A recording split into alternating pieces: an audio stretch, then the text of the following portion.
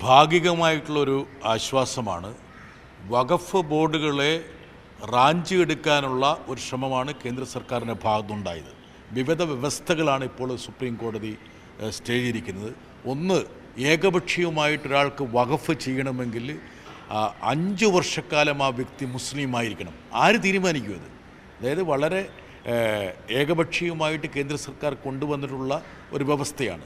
അതുപോലെ തന്നെ കലക്ടറുടെ ഒരു പങ്കിനെക്കുറിച്ച്, അതായത് കലക്ടറുടെ മുമ്പിൽ വഖഫ് സംബന്ധിച്ചൊരു തർക്കം വന്നാൽ ആ നിമിഷം ആ ഒരു സ്വത്ത് വഖഫല്ലാതാകുമെന്നുള്ള വ്യവസ്ഥ. അതേപോലെ തന്നെ വഖഫ് ബോർഡുകളിൽ മുസ്ലിമേതര മതത്തിൽപ്പെട്ട ആൾക്കാരെ നിയമിക്കാം എന്നുള്ളത്.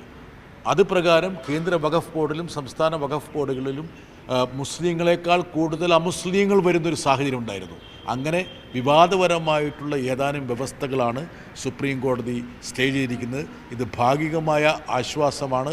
ഈ വഖഫ് ബില്ല് പാർലമെൻറ്റിൽ കൊണ്ടുവന്ന സമയത്ത് തന്നെ ഞങ്ങൾ പറഞ്ഞിരുന്നു, ഈ ബില്ല് എന്ന് പറയുന്നത് നിയമത്തിൻ്റെ പരിശോധനയിൽ നിലനിൽക്കില്ല എന്നുള്ളത്. അതുകൊണ്ട് തന്നെ ഈ ബില്ലിലെ വിവാദപരമായ നിരവധി വ്യവസ്ഥകളാണ് ഇപ്പോൾ സുപ്രീം കോടതി സ്റ്റേ ചെയ്തിരിക്കുന്നത്. ഇനിയും ഇതിനകത്ത് ഒരുപാട് വിവാദപരമായിട്ടുള്ള വ്യവസ്ഥകളുണ്ട്. അന്തിമ വിധി വരുമ്പോൾ മറ്റ് വ്യവസ്ഥകളെ കൂടി സ്വാഭാവികമായിട്ടും സ്റ്റേയിൽ ഉൾപ്പെടുത്തുമെന്നാണ് ഞാൻ വിശ്വസിക്കുന്നത്.